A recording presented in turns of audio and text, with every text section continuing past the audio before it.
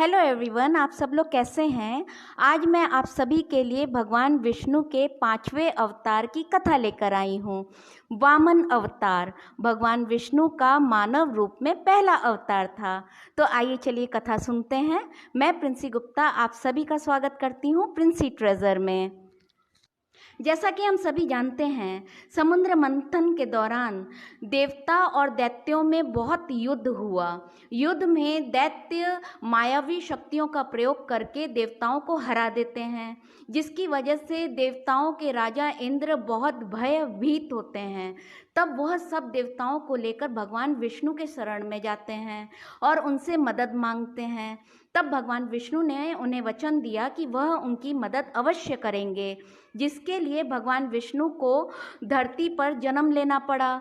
अदिति माता की कोख से उन्होंने जन्म लिया। जब उनका जन्म संस्कार हो रहा था, तब सभी स्वर्ग से देवी देवता आए और उन्हें दिव्य रत्न उपहार में देने लगे। और यहाँ पे जो दैत्यों के गुरु शुक्राचार्य के कहने के अनुसार राजा बलि यज्ञ करवा रहे थे। 100 यज्ञ करने के बाद उन्हें तीनों लोक पर विजय हासिल हो जाती।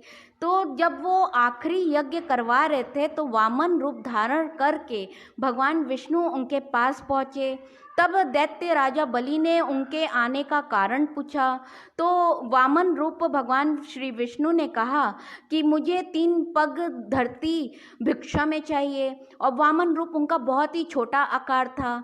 तो राजा दैत्य बलि ने सोचा कि 3 पग कितना होगा, चलो दे देते हैं। शुक्राचार्य के मना करने पर भी वह उन्हें वचन दे देते हैं, ठीक है आप 3 पग भूमि ले सकते हैं।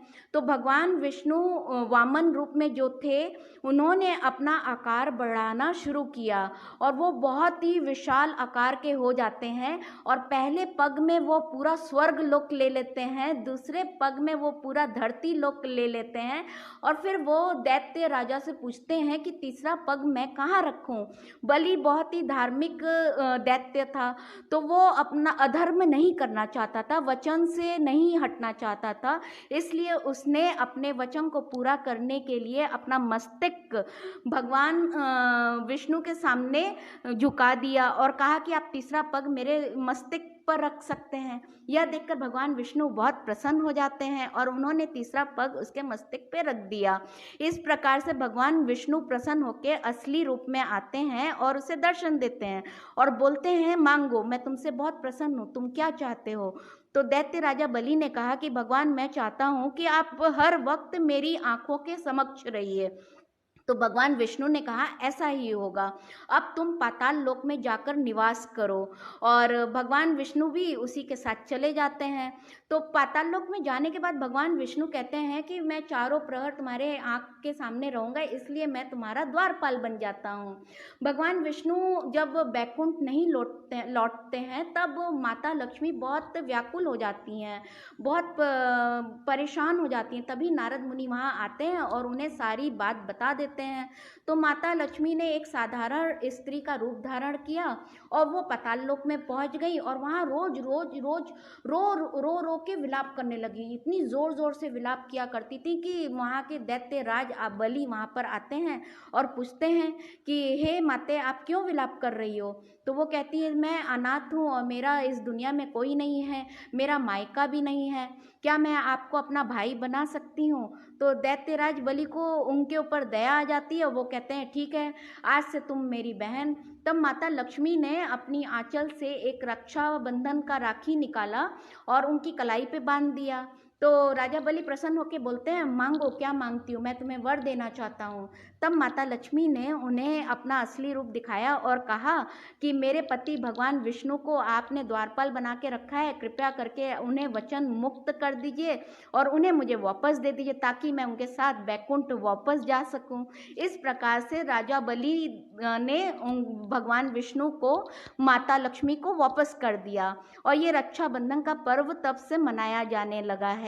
रक्षाबंधन हम क्यों मनाते हैं? रक्षाबंधन बहनें इसलिए मनाती हैं ताकि वो भाइयों की लंबी उम्र की कामना कर सकें और उनके स्वस्थ निरोग होने की कामना कर सकें और उनके भाई आगे बहुत यश मान सम्मान कमाए। इसलिए बहनें यह रक्षा बांधती हैं अपने भाइयों की कलाई पे, और बदले में भाई क्या करते हैं, भाई अपनी बहन की रक्षा का वचन देते हैं आजीवन। तब से रक्षाबंधन बनाना शुरू हो गया है। और इसके पीछे एक कहानी और है जो कि महाभारत से ली गई है। शिशुपाल का वध करने के बाद भगवान विष्णु के हाथ कट जाता है। तब उसके बाद माता द्रौपदी ने उन्हें अपने वस्त्र फाड़ के एक रक्षा बांध दिया। तभी उन्हें भगवान विष्णु कहते हैं कि आज से मैं सदैव तुम्हारी रक्षा करूंगा। और तब से भगवान विष्णु माता द्रौपदी की रक्षा करते चले आ रहे हैं। तो रक्षाबंधन बहुत ही बड़ा पर्व होता है। भाई बहनों के बीच में बहुत ही मधुर बंधन होता है। भाई बहन की रक्षा करते हैं, बहन भाई की अच्छे के लिए कामना करती है। तो आप सभी को रक्षाबंधन की हार्दिक शुभकामनाएं। Thank you so much. Have a good day. God bless you all. Have a good day. Bye-bye. Don't forget to subscribe, like, comment. Ciao.